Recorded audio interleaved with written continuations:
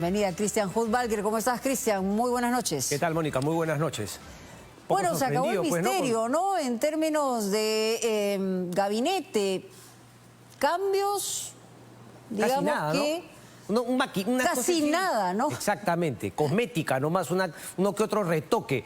Pero claro, sorprendido también con lo que cuenta Fernando Vivas ahora en El Comercio, que claro, habían quedado con Castillo, pero digamos va por la libre Aníbal Torres y finalmente publica su carta de renuncia en su cuenta de Twitter, y ahí es un poquito que lo deja mal parado a Castillo, quien al final, me imagino yo, por la falta también de otras personas que ocupen el cargo, le termina pidiendo que se quede un poquito más y luego ya esos cambios cosméticos que comentábamos. Ciertamente. Bueno, ¿qué vas a tener en el programa? ¿Qué vamos a ver? Vamos a estar con el congresista Hernando Guerra García de Fuerza Popular, quien, dicho sea de paso, asume el cargo que deja también Patricia Juárez de su partido en la Comisión de Constitución. Y como sabemos, en la Comisión de Constitución se están viendo cosas muy importantes, Mónica, como la bicameralidad, pero también esa posibilidad, algunos estarán en contra, a favor, yo particularmente en contra, de querer bajar esos 87 votos de la vacancia para 66, que parece obviamente con nombre propio, ¿no? Nombre propio. Y se supone que ese no es el espíritu de los cambios de la ley. No debería serlo,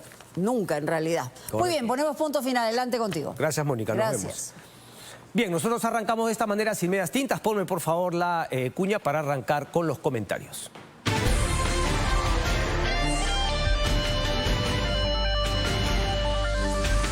Bien, lo que comentábamos, ¿no? Hoy lo desarrolla en amplitud la nota, la crónica de Fernando Vivas en el diario El Comercio. Sí, se ponen de acuerdo Aníbal Torres, ya me quiero ir, ya sabes qué, no doy para más. Claro, cuando el que le debería haber dicho, oye, esto ya no da para más, es el propio Pedro Castillo, pero bueno, la situación de Pedro Castillo es igual o... seamos claros, mucho peor que la de Aníbal Torres, en el sentido de que el hombre tampoco da para más. Pero bueno, le dice eso, claro, Aníbal Torres, no sé si es que sabemos para presionar, tuitea su carta de renuncia, y eso, dicho de ese paso, creo yo que es la única razón, el único argumento legítimo, válido, por el cual el Congreso de la República le niega el viaje a Castillo a Ecuador. No tiene sentido. Algunos elucubraban, ¿no? Sí, se va a fugar. O sea, que se vaya. Finalmente, después, el brazo de la justicia a nivel internacional podrá hacerlo, podrá alcanzarlo, si es que esa era la historia. Pero aquí mucha gente comenzó a plantear que no era viable que él se vaya porque se quería fugar. Me parece una locura. Pero repito, lo que sí tenía legitimidad era decir, oye, si tu ministro, primer ministro, está renunciando, tú tienes que quedarte y finalmente armar el gabinete. Pero claro, lo que no sabían era que el señor Castillo no tenía idea de qué hacer con esa renuncia y finalmente, repito, le pide encarecidamente a Aníbal Torres y el señor Aníbal Torres se queda un rato más. Nuevamente, la pregunta es, ¿hay gente, digamos, que le han ofrecido la chamba? La crónica también habla de Senmache y de García Núñez, si no me equivoco, para reemplazar a Aníbal Torres. Bueno, en todo caso, esto fue lo que dijo el presidente de la República respecto a Aníbal Torres, cuando todo el mundo, es más, José, tú me escribías el viernes y me decías, ya viene la noche, el nuevo gabinete, la nueva presidencia del Consejo de Ministros, el gabinete de ancha base, es correcto, de ancha base absolutamente nada. Esto fue lo que tuiteaba Pedro Castillo. No he aceptado la renuncia del premier Aníbal Torres. Pónmelo otra vez, por favor. Pónmelo otra vez, por favor. No he aceptado la renuncia del premier Aníbal Torres, quien se compromete a seguir trabajando por nuestro país, siempre con el pueblo. Vamos a ver finalmente cuándo dura esto, porque, repito, sí habían habido conversaciones, pero los que estaban en el bolo eran Dimitri Senmache, exministro del Interior, que había sido censurado por el Congreso de la República, y el señor García Núñez. Esa es un poco la situación. Ahora, parece que sí hay gente que al final le atraca al presidente Castillo para asumir una cartera en su gobierno. Estoy hablando de solamente 3 nuevos ministros, ¿ok? Solamente 3 personas, porque los demás finalmente han sido enroques. ¿Cuáles son los enroques? Keiner Alvarado, Alejandro Salas y Betsy Chávez. Hablo de Betsy Chávez como enroque porque obviamente ella venía también de un pasado ministerial, pero ese sí es un enroque clásico. Betsy Chávez a Ministerio de Cultura, y el cargo que tenía antiguamente Betsy Chávez en el trabajo pasa finalmente a Alejandro Salas. ¿Qué significa eso? Desde mi punto de vista, digamos, la soledad, el miedo del presidente Castillo de lo que ya se está cocinando en el Ministerio Público con Bruno Pacheco, con Samir Villaverde, con Carolyn López, la posibilidad de que Juan Silva esté negociando algún tipo de entrega. Entonces, ¿qué necesita? Incondicionales. No le gusta al ministro, bueno, hoy ministro de Trabajo, Alejandro Salas, que finalmente se lo digan, pero, viejo, y además es bueno, ministro Salas, haciendo eso. Es decir, si en un fue él pudo ir protegiendo a como dé lugar al presidente, tiene usted algo de mérito. De ese crédito. Tiene esa capacidad, ¿no?, de felpudo y de responder siempre saliendo airoso de lo que es claramente, digamos, un gobierno no solamente incapaz, ineficiente, sino emparentado tremendamente con el tema de la corrupción. ¿Quiénes son los otros ministros? Tengo que decirlo con pena, porque Miguel Ángel Rodríguez Mackey es abogado, es internacionalista, siempre comenta temas internacionales, lo he tenido muchas veces en diversos programas que he tenido y me ha llamado la atención que finalmente haya aceptado. Uno, porque, digamos, conozco sus valores democráticos, el tema de la lucha contra la corrupción, y no solamente eso, sino que él se había manifestado en muchas cosas en contra de este gobierno desde las elecciones del año pasado, del 2021, pero claro, en los últimos tiempos, lo cuenta también Fernando Vivas, había estado asesorando al ministro de Agricultura, se había estado acercando al poder y parece que las mieles del poder lo deslumbraron al señor Miguel Ángel Rodríguez Mackey y finalmente aceptó. Pero lo que yo hubiese esperado es que ante la llamada de este programa viniese a explicar por qué.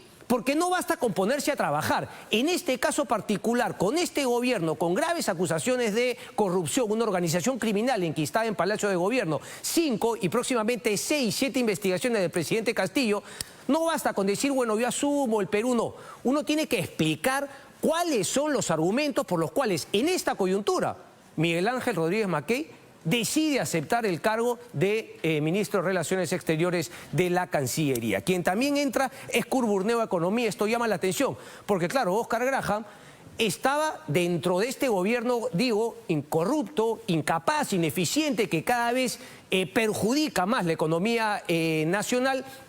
Trataba en la medida de lo posible de frenar un poco esas intentonas más populistas de las que ya tenemos. Poner algo de orden finalmente en la economía, algo básico, no gastar más de lo que se tiene momentáneamente, ¿ok? O finalmente ayudar a que la economía se pueda reactivar. Pero bueno, entra Kurt Burneo, quien al parecer rompería esa, digamos, ortodoxia que ha mostrado Oscar Graham en el Ministerio de Economía. Habrá que preocuparse también por ello. Espero también que podamos conversar con Kurt Burneo. Ya ha dado algunas declaraciones. Lo primero que ha dicho es que su prioridad serán los bonos. Bueno, sí, los bonos finalmente bien dados pueden ayudar, pero eso es solamente un paliativo para la situación. No soluciona absolutamente nada. Y como decía entonces, Rodríguez Mackey, Kurt Burneo, César Paniagua, desconocido, entiendo que viene de haber trabajado en Sedapal Cusco, ¿no?, que finalmente es la empresa, claro, Sedapal aquí en Lima, y en distintas regiones están las variantes de Sedapal, pero también con algunos temas de acusaciones respecto de malos manejos. Para mí lo más importante de este nuevo gabinete es justamente el enroque de Geiner Alvarado, del Ministerio de Vivienda, que finalmente hay problemas ahí porque hay investigaciones y Geiner Alvarado está también envuelto en investigaciones por lo que hemos conocido de esa otra parte de la organización criminal, la familia de Pedro Castillo. La esposa, ¿no?, la hija sobrina, el alcalde de Anguía, todas estas obras, porque el MTC y el Ministerio de Vivienda son los dos ministerios con más presupuesto y son los ministerios que históricamente han estado llenos de corrupción. Y más aún con esta corrupción que vamos conociendo desde los primeros días de este gobierno. Entonces, queda claro, el MTC, por lo que sabemos ya, ha sido el escenario de coimas, de negociados, teniendo a Juan Silva como receptor y a Pedro Castillo también. Y claro, ahora a Geiner Alvarado lo mandan al MTC para que finalmente cuide todo eso, de mayor protección al presidente Castillo y a su familia, de que no se sigan conociendo, ¿no?, mayores casos de corrupción ahí. O en todo caso, seguir corrompiéndose, seguir sacando plata a través del Ministerio de Transportes y Comunicaciones. Eso es lo principal. Hay que ponerle un ojo a Heiner Alvarado y esperemos que así sea, porque ahora que está en el MTC, repito, uno de los dos, pero con más presupuesto el MTC, hay que ponerle las balas al señor Alvarado. Hay muchas obras, provías descentralizadas, muchos negociados. Aquí hemos denunciado y finalmente hemos desmontado uno que parecía finalmente llegar a buen puerto a través de el señor Alex Staros, hablo del aeropuerto Jorge Chávez, que dicho sea de paso, viejo, dejen de tirarse la plata en tanta publicidad. Pero no entiendo, yo pareciese que gana una comisión la empresa de comunicaciones que los asesora. Se ve hasta feo, se ve vulgar. Se ve mañoso gastar tanta plata en publicidad y no dedicarse a darle un mejor servicio a los usuarios del aeropuerto Jorge Chávez. Por favor, téngase un poco de cariño. Téngase un poco de cariño. No sean tan muertos de hambre. Ese tema de la publicidad, la verdad, es una vergüenza. Pero bueno, es lo que hay. Parece que ese es su proceder, ese es su estilo. Así es como chambean. Eso es un poquito entonces los que juraron. Repito, la pregunta es ¿hasta cuándo va a durar Aníbal Torres? Si es que finalmente alguien lo va a reemplazar o no, si es que se va a retomar el tema con Dimitri Senmache o García Núñez. Otro tema quería tocar. Sí, Alejandro Salas, claro está. Otro tema quería tocar porque Alianza para el Progreso saca un comunicado. Además, esto, digamos, es mi punto de vista, yo lo comparto, pero creo que cualquier ciudadano que finalmente escucha a un político como solución, ¿no?, a la grave crisis que atravesamos, plantear siquiera que una solución sea que el presidente Castillo renuncie, como ha hecho Alianza para el Progreso, es más, no vuelvan a votar por él, hipocresía totale, como dicen los italianos, absoluta. Un político, César Acuña, y un partido APP no puede simplemente decir que una salida es la renuncia del presidente porque el presidente no lo va a hacer.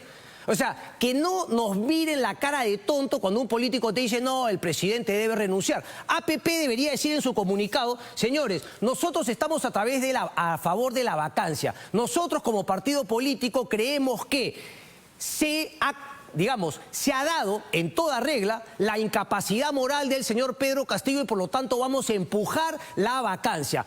¿Qué otras soluciones vamos a dar además de la vacancia? Bueno, creemos que una vez dada la vacancia tenemos que ir a un adelanto de elecciones porque la ciudadanía quiere también volver a tirar los dados y elegir a otros congresistas, pero partido político que plantee, repito, como solución a la crisis la renuncia del presidente, te está tonteando, no quiere arriesgar absolutamente nada de la situación en la cual estamos nosotros, y mucho menos esos políticos que te dicen renuncia. Repito, eso es algo que quería compartir, porque me parece una falta de respeto que ante la pregunta César Acuña te plantee que la salida es que el presidente renuncia. No va a renunciar, y no va a renunciar porque el señor Acuña lo protegió, y porque el señor Acuña lo defendió, lo aupó al señor Pedro Castillo, y ahora obviamente la situación cambia y finalmente te sacan este mamarracho de comunicado que dicen que evalúe su renuncia, señor Castillo. El poder no es algo que finalmente a alguien se le puede pedir que lo suelte. El poder se toma. ¿Y cómo se toma el poder en este caso? ¿Cómo le quitas el poder? A través de los mecanismos constitucionales como es la vacancia. Y la renuncia, en todo caso, de alguna manera, ¿cómo decirlo? No es que tú le pidas a una persona renuncie, sino se tiene que generar algún escenario como el que se generó con Pedro Pablo Kuczynski. Es decir, tienes que generar el escenario para que la mejor salida de esa persona ya no sea la vacancia, sino finalmente sea la renuncia. De eso se trata hacer política. Pero decir alegremente, ay, que renuncie, nadie renuncia, nadie va a renunciar.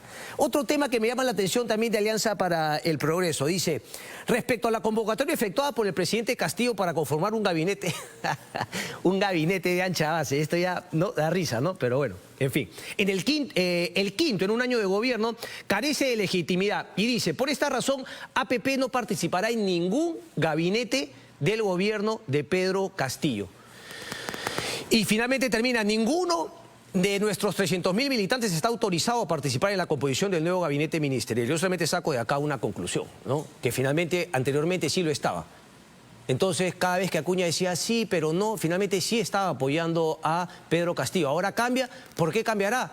Seguramente por la misma razón por la cual Perú Libre también ya no apoya abiertamente a Pedro Castillo, pero finalmente los votos sí lo sirven o lo ayudan a mantenerse en el poder. ¿Por qué? Por lo que viene ahora en noviembre. las elecciones, octubre, perdón, no, en noviembre, ya ni sé, en octubre, las elecciones regionales, municipales. A eso juega Alianza para el Progreso. Abramos los ojos.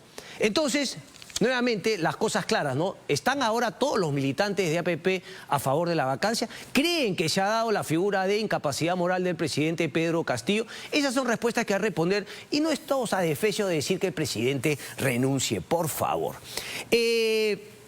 Lapsus del presidente Pedro Castillo, aunque claro, yo no sé si lapsus o finalmente es lo que hay. El presidente así lo siente, así cree. Él cada vez que decía que, bueno, no se cuestiona a los expresidentes que han sido corruptos, etcétera, etcétera, cuando uno lo escucha y cuando uno analiza su accionar y las investigaciones que hay en el Ministerio Público, uno de verdad siente que Castillo cree en su foro interno que él ha llegado al gobierno y que ahora le toca robar. Claro, como todos anteriormente robaron, ahora es lo que le toca a él. Miren, si no, cómo entender lo que dijo el presidente Pedro Castillo ¿no? en este evento público. A ver. Lo que ha pasado es que no les gusta que me hayan sometido a sobornos, no les gusta que me hayan sometido a chantajes. Bueno, ahí está. Claro, algunos dirán que finalmente no maneja bien el español y qué sé yo. Los más sobones, lisonjeros dicen que finalmente dentro de la ignorancia, no, bueno, pues tiene que tenerlo, no es su primer idioma. Esa es otra mentira, pero del tamaño de la catedral. El señor Pedro Castillo no habla ningún otro idioma. Su idioma, su lengua materna es el castellano, es el español. Así que no hay vuelta que darle. Eso se llama ignorancia. No hay otra palabra. Y no tiene nada de malo, de discriminador, clasista, hablar de ignorancia. Porque como bien decía Marco Aurelio de Negri, no tiene nada de malo no saber. Lo malo es no querer aprender. Y mucho menos cuando eres presidente de la República, que tienes que tomar cursos rápidos de finalmente poderte expresar con la ciudadanía y sobre todo de qué hacer con un país que está manejando en una situación como la que venimos atravesando. Solamente un tema rapidito para ir con la primera entrevista. Está el congresista Nano Guerra García de Fuerza Popular, a la sazón también, perdón, dicho sea de paso, flamante presidente de la Comisión de Constitución del Congreso. Es una nota que toca el periodista Ricardo Uceda en el diario El Comercio, el caso del fiscal indeseable. Les cuento rapidito, porque tenemos que dejarnos de macanas, pues, ¿no? Ha habido un grupo progresista, a mí esas digamos, ¿no? Esas etiquetas, ¿no? De caviar, DBA, etcétera, etcétera, que dicho sea de paso, ellos finalmente siempre se han llenado la boca con el tema, ¿no? Del fujimorismo, la corrupción, etcétera, etcétera. Pero aquí me parece que hay que poner las cosas claras. Una columna interesante de Augusto Tausen también en el mismo diario El Comercio habla de que tenemos que empezar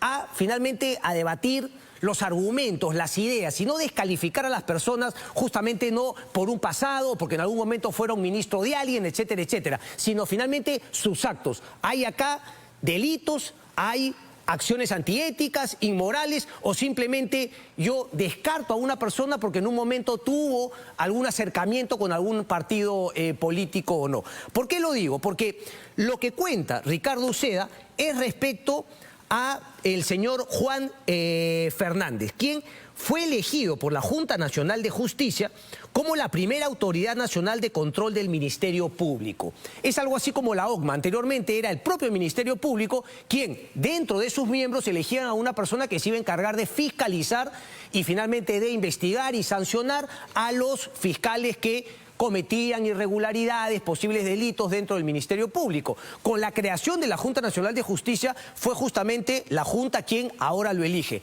Se hizo un concurso público y ganó el señor Juan Fernández. Pero ¿qué pasó? Que una vez que gana, aparece, sí, los mismos grupos que además curiosamente no solamente son juez y parte. ¿Por qué? Porque comentan, opinan, recomiendan, aconsejan, asesoran, dan clases, ¿no? De asesoría, etcétera, al Ministerio Público, al Poder Judicial y después litigan. Litigan en el Poder Judicial y litigan, obviamente, con ¿no? la ayuda o contra finalmente fiscales en distintos casos. Entonces, tú no puedes ser asesor. Tú no puedes llenarte la boca, ser una especie de watchdog, de observador, de fiscalizador y al mismo tiempo recomendar, bueno, yo creo que este juez no, yo creo que este juez sí, este tal vez podría ser y al final yo voy donde esos jueces para que fallen a mi favor. Hablo obviamente de la Coordinadora Nacional de Derechos Humanos, hablo de IDL, no IDL reportero, sino justamente el Instituto de Defensa Legal. Ellos fueron los que, sabiendo que había un arreglo interno, que me puede gustar o no, a mí me parece un mamarracho que el fiscal de la Nación lo elijan 6 fiscales supremos. Me parece un mamarracho, pero bueno, esa era la regla. Ellos sabían que se habían puesto de acuerdo y que le tocaba a Chávarri. Y empezaron finalmente la campaña contra Pedro Chávarri porque Pablo Sánchez en ese momento era uno de los suyos. Porque así juega justamente ¿cómo llamarlo? Este cacacenismo nacional de los equipos. Este es de mi equipo, este es de los míos, este es incondicional, etcétera. Yo no entiendo ese concepto. O sea, a mí en un partido de fútbol te preguntan ¿cuál quieres que sea el árbitro? Uno lo primero que busca, si efectivamente quiere jugar limpio, es decir, yo quiero un árbitro independiente, yo quiero un árbitro autónomo. Aquí en el Perú es completamente distinto. Todos buscan tener al árbitro de su lado, que sea un compadrito tuyo para que finalmente no vote a tu favor. O sea, justicia totalmente dejada de lado. Imparcialidad, eso no existe, viejo, solamente de la boca para afuera, para ir a algunos programas y llenarme la boca de la imparcialidad, etcétera, etcétera. ¿Qué pasó con el señor Fernández? La Coordinadora Nacional, a destiempo, pero sin embargo la Junta Nacional de Justicia sí lo aceptó. Dijo, este señor Fernández no, porque tiene una acusación que pidió una coima en Amazonas. Empieza la Junta Nacional de Justicia a investigar nuevamente el doble rasero porque invita al señor Fernández, le deja que dé sus descargos, el señor se entera, oye, ¿cómo es esto? Si esto había sido archivado, en fin. Idas y vueltas, al final Pablo Sánchez, después de los 4 capítulos que describe Ricardo Uceda, dice, bueno, no hay nada, el señor Juan Fernández no tiene ninguna investigación. A pesar de la insistencia, repito, de la Coordinadora Nacional de Derechos Humanos y de IDL por tachar al señor Fernández. ¿Por qué? Porque quieren a una persona amiga, que era el número 2 finalmente que no ganó. Claro, al final nadie sabe para quién trabajan las personas. Uno entra creyendo que es amigo y finalmente al final se puede cambiar. Pero bueno, ese es el modus operandi que han tenido algunos organismos que se tiene que cortar. Se tiene que cortar. Desde acá invito a la Coordinadora Nacional y también al señor Quispe de IDL para que nos cuente este caso. Y ellos son lo de menos. El problema principal es la Junta Nacional de Justicia. ¿Tienes la foto, por favor? Porque finalmente la Junta Nacional de Justicia es exactamente lo mismo que el Consejo Nacional de la Magistratura hoy por hoy. No la tengo acá. Estas son las 6 personas, comenzando por el señor Aldo, son 7, perdón. Y ahora ella es la presidenta, quien dicho sea de paso, también incumplió el reglamento de la Junta Nacional de Justicia, pero una vez que entras, entre amigos nos lavamos la carita, ¿no? En fin, la Junta Nacional de Justicia ahora no tiene ninguna excusa. Por favor, quiéranse un poco. Quiéranse un poco y cumplan con su deber y no tengan miedo de que los amigos que los pusieron ahí, que los apoyaron, que son sus patas, le dicen que esa persona no puede ser elegida. Finalmente, el tiempo dirá si es que fue una buena decisión, pero la Junta Nacional de Justicia ha hecho un procedimiento, ha cumplido con el procedimiento, ha elegido una persona y la tiene que juramentar y no puede ser zamaqueado por algunos organismos como estas 2 ONGs que finalmente no quieren y quieren poner a una persona amiga. Estoy repitiendo toda la nota de Ricardo Uceda, aquí está. Página 14 del Diario del Comercio, el caso del fiscal indeseable. Así que dejo de lado a esas ONGs y voy directo a la Junta Nacional de Justicia. Si no quieren ser catalogados como exactamente lo mismo que el Consejo Nacional de la Magistratura, tengan un poco de amor propio. Siéntanse con el poder de cumplir la labor que la Constitución les ha dado en esta nueva Junta Nacional de Justicia. Hagan su chamba. Dejen de lado tanto cacacenismo, por favor. Estamos con Nando Guerra García, congresista de Fuerza Popular, y si no me equivoco, flamante presidente de la Comisión de Constitución. ¿Cómo estás? Congresista, adelante, por favor. A ver, congresista, antes de entrar al tema de la comisión, y obviamente no la situación política que tiene mucho que ver con el trabajo que ustedes van a hacer, quería que me cuente, por favor, qué es lo que ocurrió con la elección de la mesa directiva desde el punto de vista de Fuerza Popular. A ver, nosotros siempre hemos buscado hacer esfuerzos unitarios. Creemos que podemos tener discrepancias desde el lado de Acción Popular, APP, Renovación, Avanza, pero nos parece importante conservar la mesa, que no caiga en manos de la izquierda, y lo que hemos hecho siempre es buscar esta unidad. Nosotros en Fuerza Popular no quisimos estar en mesa. Y tuvimos varias reuniones para acordar esta mesa. Al final, Avanza y Renovación salieron con la candidatura de Gladys Echaíz. Nosotros sabíamos, calculábamos y preveíamos que Gladys Echaíz no iba a tener los votos y eso era ir partidos. Algo que sucedió en esta primera vuelta, que fue bastante riesgoso. Nosotros queríamos ir juntos con una mesa conformada por Avanza y por Renovación. No fue así. A nosotros nos ha costado poder lograrlo en segunda votación y tuvimos que incorporar a Somos Perú en este camino, ¿no? Que le salió cuadros al final. Finalmente esa incorporación y sobre todo la elección que hizo Somos Perú el señor Helera. Sí, pero ojo, nosotros en Fuerza Popular no queríamos ni siquiera estar en mesa. Nosotros teníamos el acuerdo de que en el caso de alguna emergencia pudiera entrar Marta Moyano. Pero lo que quiero que quede claro es que nuestro esfuerzo antes, ahora y en el futuro siempre será unitario. ¿Por qué? Porque es en ese espectro donde se conseguirán los votos para sacar al presidente. ¿De quién fue la negativa entonces? Es decir, hubo un primer acuerdo con Avanza País y con Renovación y luego finalmente todos quedan sorprendidos cuando se lanza esta lista. Eso pareciese, porque finalmente usted también publica un tuit en el cual le ofrece la vicepresidencia a Gladys Echaíz. ¿Se lo habían ofrecido antes ya y ellos no aceptaron o dijeron lo voy a pensar? No.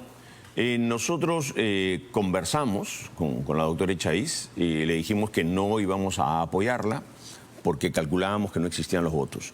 Y además buscábamos proteger de alguna manera a Gladys Echaíz. Nos parece una figura que podía ser una figura de transición. El Congreso que vaca, el presidente del Congreso que vaca, no debiera ser aquel que se queda, ¿no? Eso le pasó a Merino y vemos lo que pasó. En cambio, Paniagua, Sagasti fueron elegidos por el Congreso después. Entonces nos parecía arriesgar a Gladys Echaíz y en segundo lugar nos parecía que no tenían los votos. Y recordemos que se retira esta precandidatura, es decir, el congresista Montoya dice ya no va a presentarse y es ahí que comienzan las conversaciones para llegar pues a la mesa. Y un día antes nos dicen que no van y que van con esta lista, ¿no? ¿Qué cambió, cree usted? Porque finalmente, por lo que me dice, el señor Montoya les dijo una cosa y después cambió. No nos dijo, lo dijo en público. Él dijo, ya no vamos a presentar a Gladys Echaíz. Sí.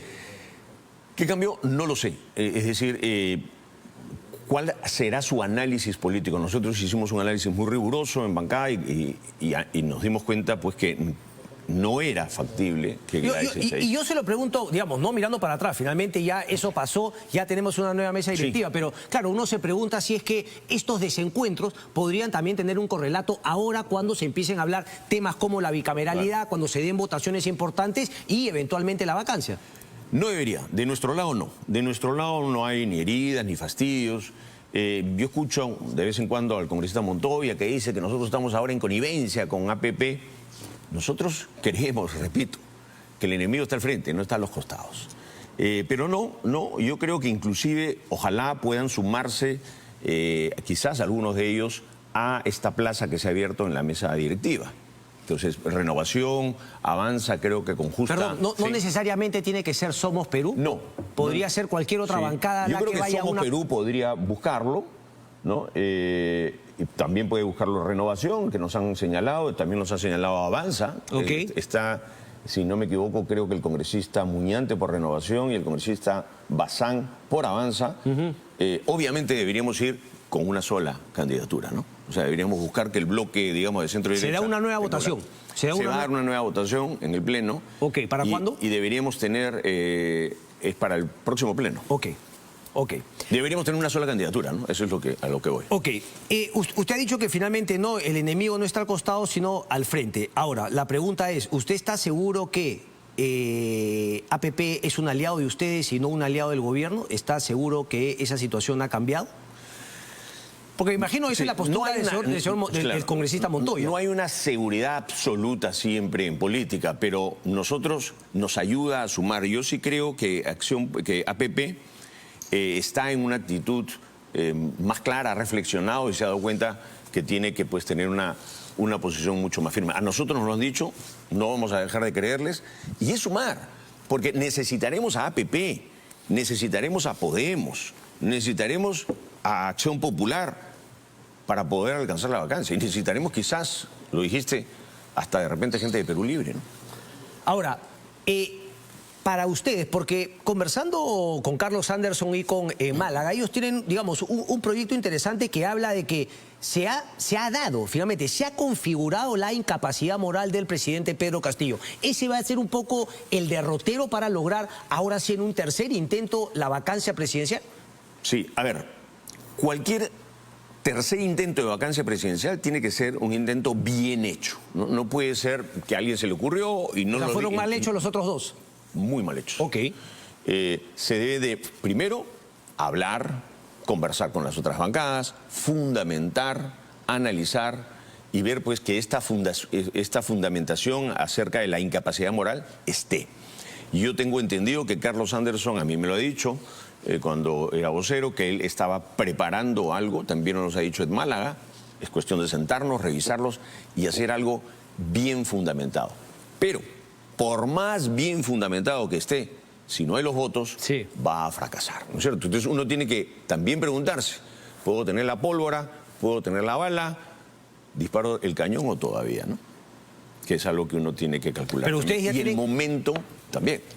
El momento también es importante. ¿Cree que no es el momento todavía ahorita? O en todo caso, mejor le cambio la pregunta. ¿No tienen 87 votos ahorita? No hay 87 votos ahorita. Ok, déjeme ir entonces a la otra pregunta, ya hablando un poco del papel que cumplirá como presidente de la Comisión de Constitución. ¿Usted está a favor de cambiar y bajar esos 87 a 66 votos en este Congreso? ¿No le parece que sería finalmente el tema siempre de la ley con nombre propio? Esto va a traer mayor inestabilidad. Yo lo decía, hubo un aplauso generalizado cuando el señor Vizcarra cerró el Congreso de la República en un acto republicano. Michael Reed de The Economist decía, bueno, los que aplauden ya verán en algunos años las consecuencias que va a traer esto. ¿No sería un poquito también atizar ese fuego de la... digamos, de la inestabilidad al tener 66, porque ahí, claro, es fácil decir, bueno, de ahí lo volvemos a subir. Más razón para demostrar que era un tema con nombre propio. A ver, primero, todavía no asumo la presidencia de la comisión, yo soy muy formal, espero que se pueda dar, porque eso es parte de lo que se ha señalado en los cuadros de comisiones. Dos, tampoco quiero adelantar una opinión siendo presidente de la Comisión de Constitución, pero lo que puedo decir ahora, porque no soy presidente aún, es que yo creo que lo que se haga tiene que ser muy institucional, tiene que ser además que no deje resquicios. Y yo creo que un bajar la valla sí puede ser interpretado con un nombre propio, ¿no? Y además puede dar el camino a que en el plano internacional se reclame eso, ¿no? Y que se diga en un tribunal internacional, miren, se ha hecho esta ley con nombre propio. Pero además tenemos que pensar en otra cosa. Ahora tenemos a Castillo y su banda. Pero ¿y luego? Exacto. Vamos a dejarle una constitución o una norma al siguiente presidente como una espada de Damocles para que 60 y tantos o 70 y tantos lo puedan vacar. Lo que está demostrado con este número es que la vacancia no es fácil. Y yo creo que de alguna manera eso fue lo que pretendió el Tribunal Constitucional cuando elevó la valla, ¿no? Ok, pero entonces, digamos, por lo que me dice, no estaría tan de acuerdo en los 66 justamente, pero claro, usted es presidente, usted es un voto, pero finalmente habría que ver quiénes lo plantean. Sí. Pero sí es consciente que eso le podría quitar legitimidad a la propia vacancia. Sí. Ok. Otros pendientes de la Comisión de Constitución. Usted todavía no es presidente claramente, pero ya se sabe cuáles son finalmente las cosas que han quedado sobre la mesa. Y sobre todo el tema de la bicameralidad, porque yo recuerdo la votación y recuerdo el día siguiente que, dependiendo de la ideología del medio de comunicación, se presentaba o como un triunfo para el Congreso o como una derrota para el Congreso. ¿Qué es lo que se viene en el tema de la bicameralidad? Porque hay medios de comunicación ahora que sus portadas las dedican al Congreso, nada más, a bajar al Congreso. Está hablando directamente del Diario de la República.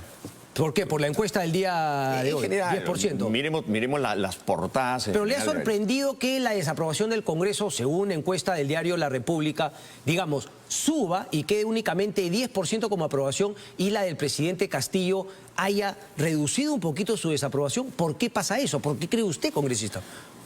Yo he revisado varias veces las metodologías del Instituto de Estudios Peruanos y la verdad es que no los llego a entender. O sea, yo creo que hay un poquito, como se dice, de cocinita.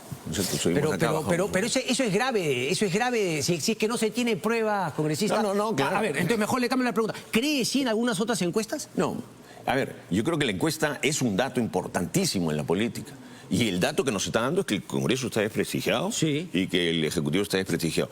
Suba un poco, baje un poco, Bueno, pero si esa es su lectura, bueno, Sí. por lo menos no hace caso omiso a las encuestas. No. Ok, entonces, ¿por Uno qué tiene que pilotear siempre viendo pues... Ok, si no es 10%, no, será finalmente Sí. ¿no? Un poquito más de aprobación. Pero, ¿por qué cree usted que ante un gobierno tan desprestigiado, tan ineficiente, el Congreso termina teniendo incluso un poco más? Y no me hable porque yo sí considero que a nivel internacional es una tendencia mundial malas desaprobaciones del Congreso. Yo creo que hay varias causas, ¿no?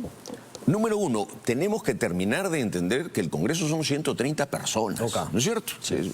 Basta que uno falle o haga algo y va a jalar, ¿no? O 4 o 5. Entonces los niños acarrean un desprestigio. Y si hay más niños más adelante, como se dice que va a haber, eso va a acarrear un desperdicio, un desprestigio. 2, es un Congreso con poca experiencia, Cristian. Creo que no llegas a 10 de los congresistas que han tenido experiencia. Eso fue obra de Vizcarra para destruir a la clase política, a los partidos políticos. El no permitir la reelección es tener congresistas con poca experiencia. Me incluyo yo.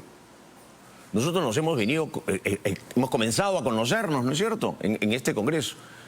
Y ya no tenemos, pues, congresistas. Creo que son 4 o 5 los congresistas que han sido reelectos. Eso también influye. Y en tercer lugar, yo creo que hay quienes, habiendo visto que se equivocaron con Castillo, dándole apoyo, no les queda nada más que decir, bueno, me equivoqué con Castillo, pero también vamos a darle palo al Congreso. Cuando para mí el Congreso ha sido el reducto donde se ha defendido la democracia. Si no fuera si no fuera por este Congreso, ¿dónde estaría Castillo? Castillo sería feliz si no existiera el Congreso. Pero a ver. ¿Por qué anteayer dice, ¿por qué nos dice golpistas? A mí me parece una condecoración que nos diga golpistas, ¿no es cierto? Porque está reconociendo que sus adversarios políticos están en el Congreso. Y yo no creo que sea el mejor Congreso. ¿Por qué no censuraron a Juan Silva? ¿Por qué no censuraron a Sí, se censuró a Juan Silva. A muchos ministros, mucho antes, congresistas? Pero se lo censuró.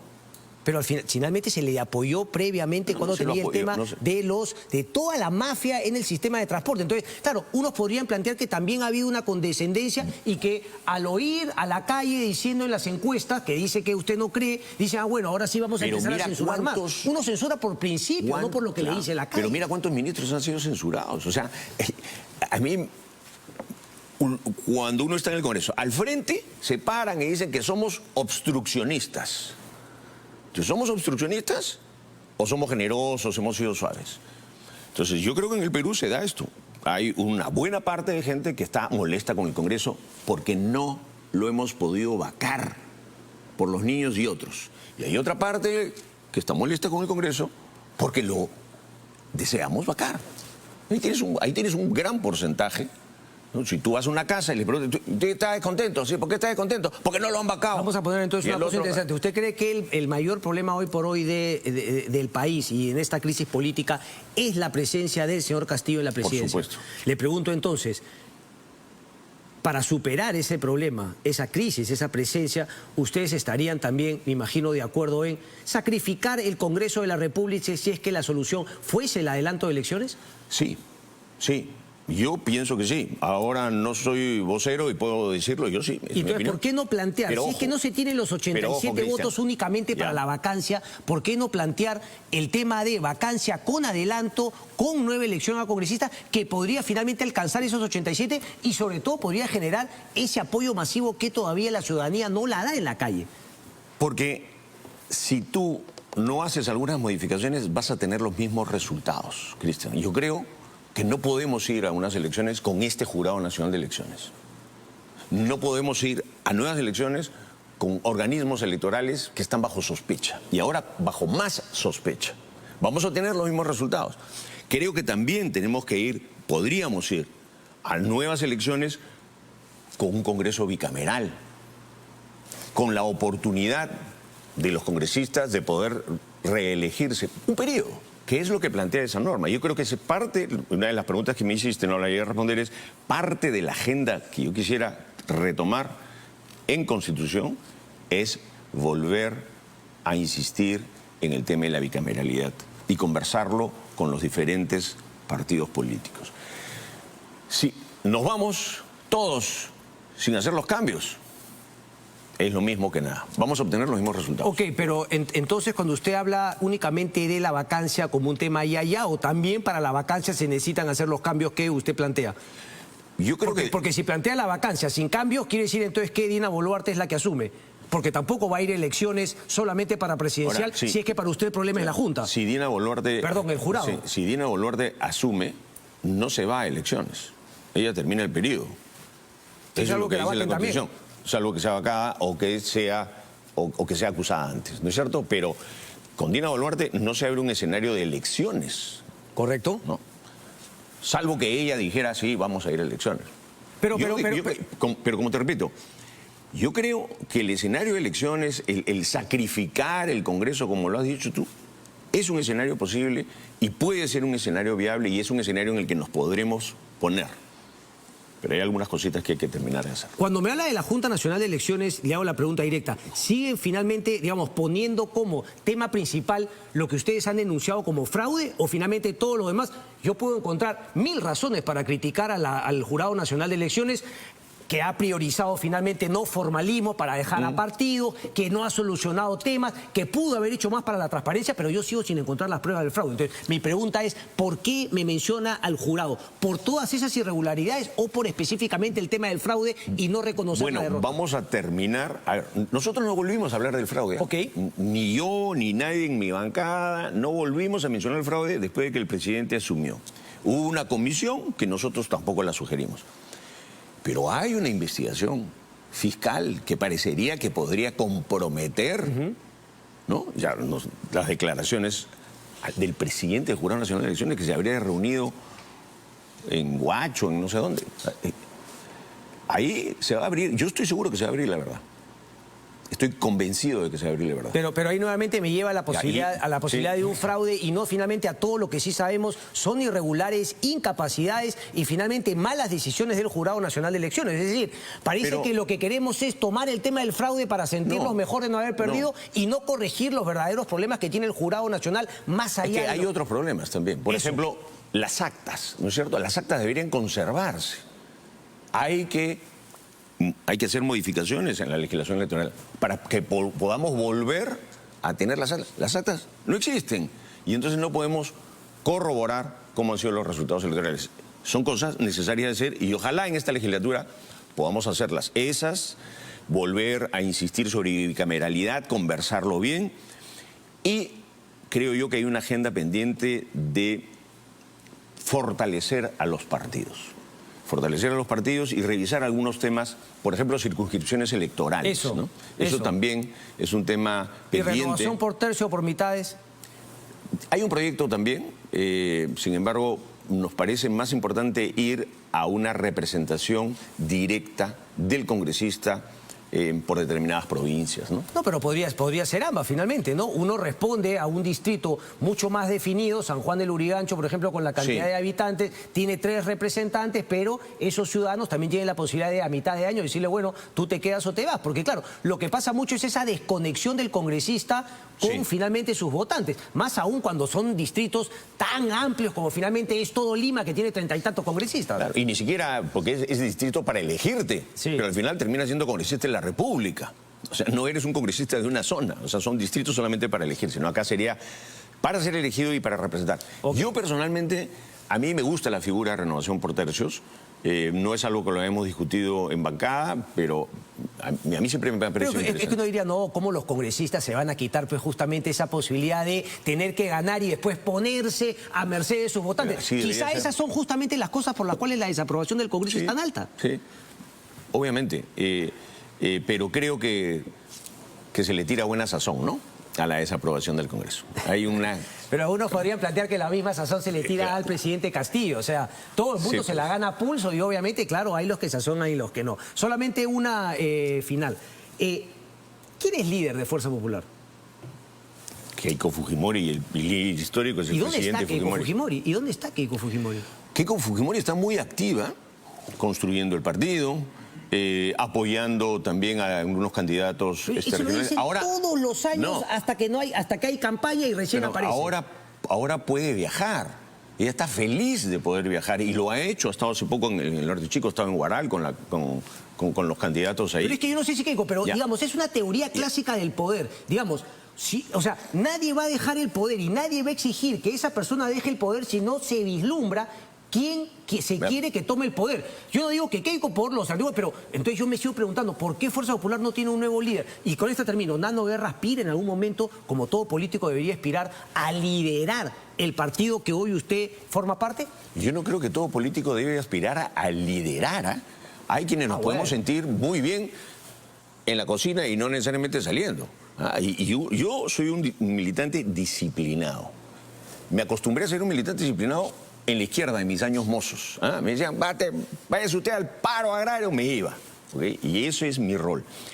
Y el rol de Keiko es un rol muchísimo más activo en el partido de lo que crees. Ella siempre está pendiente, hay una comisión política, está analizando, está chequeando, está viendo, y encima se da tiempo para poder mirar dónde hay candidatos, seleccionar. Mira, muy me ha sorprendido su respuesta, la verdad, tengo que admitirlo. Me recuerda un poco, me remonta a esos tiempos en que me decían, no, es un caudillo histórico. Claro, usted puede decir que hay también efectivamente, pero lo que sí llama la atención es que no haya uno que quiera liderar Fuerza Popular más allá de Keiko Fujimori, porque eso ya suena no a disciplina, sino un poquito, digamos, no a falta de confiarse, de creer en sus capacidades y decir, bueno, la política tiene que haber renovación. Esa es la esencia de la política y de la vida. Ojo, y Keiko siempre lo dice, y Keiko se ha dedicado a buscar que existan nuevos cuadros. Yo creo que ser parte de eso. Nuevos disciplinados, no nuevos líderes. No, nuevos cuadros, nuevos candidatos. Ahora estamos muy contentos, por ejemplo, que Rosángela Barbarán asuma también economía. Hay una mirada permanente. Tenemos una escuela partidaria, tenemos la escuela naranja. Un día te voy a dar los videos porque chequeé la escuela naranja. Hernán Guerra García, un placer, muchas gracias. Gracias. Bien, vámonos a la pausa y regresamos. Tenemos justamente una de esas encuestas en las cuales no cree el congresista Nano Guerra García sobre las elecciones municipales. Ya venimos.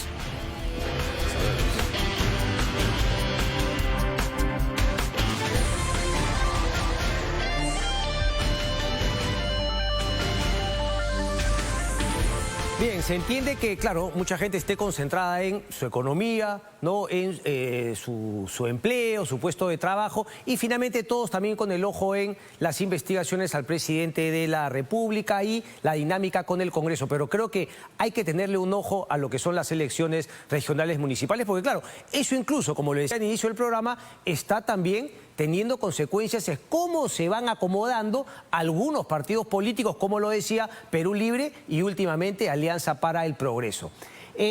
Aquí vamos a tener la próxima semana al candidato de Renovación Popular, Rafael López Aliaga, a la Alcaldía de Lima. Vamos a empezar ya con la mayor cantidad de entrevistas que podamos hacer, obviamente a la Municipalidad de Lima, a algunos distritos y también a regiones importantes del país. Esta es la encuesta que ha presentado IEP, una parte, es cierto, una parte la presentó en su diario, en prensa escrita, en su diario escrito, digamos, priorizando el tema del Congreso de la República, como decía el congresista Guerra García. Pero bueno, la ficha técnica, esta la hemos sacado de la página web, ¿verdad?